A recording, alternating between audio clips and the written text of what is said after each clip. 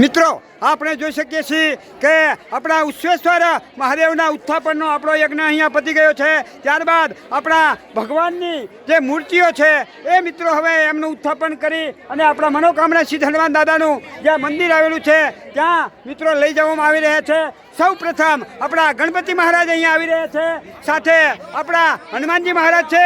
એ સીધી રાખો, સીધી જો ભાઈ પાછળ।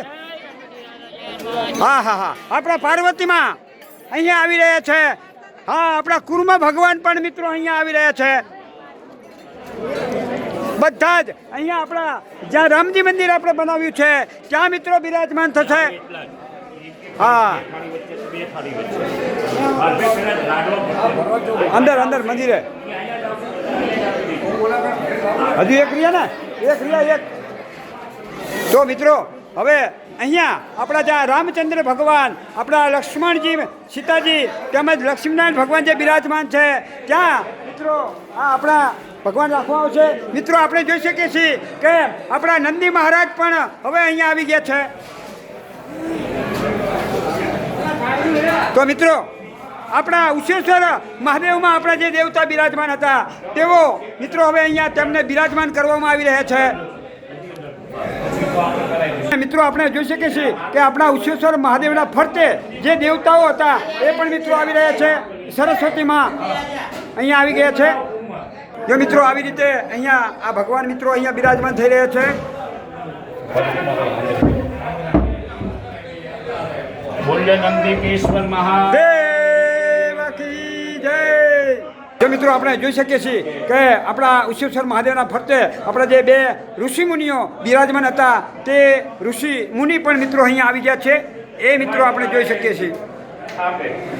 જો મિત્રો આપણે જોઈ શકીએ છીએ કે હવે આપણો આ શિવ પરિવાર અહીંયા બિરાજમાન થઈ ગયો છે।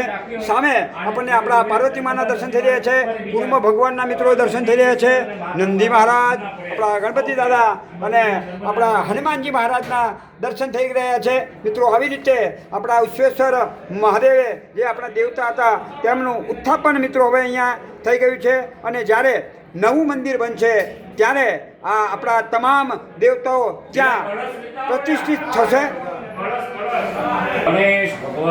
મિત્રો હવે આપણા ગણપતિ, આપણા હનુમાનજી મહારાજ અને નંદી મહારાજના જે કળશ છે એ મિત્રો હવે અહીંયા આવી રહ્યા છે।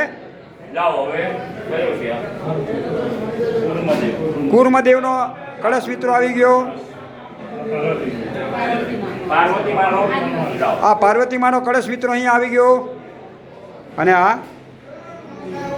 નંદી મહારાજ, આ નંદી મહારાજનો આ કળશ આવી ગયો।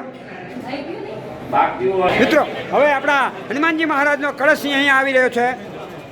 જો મિત્રો આપણા હનુમાન દાદાનો આ કળશ અહીંયા આવી ગયો છે। હવે તો આવી રીતે આ મહારાજની જય।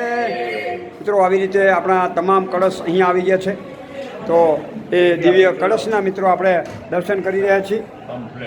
કમ્પ્લેટ બધા જ આપણા જે દેવ અહીંયા લાવવાના હતા એ અહીંયા આવી ગયા છે કળશ સાથે। તો બોલો ઉચ્ચેશ્વર મહાદેવ કી જય।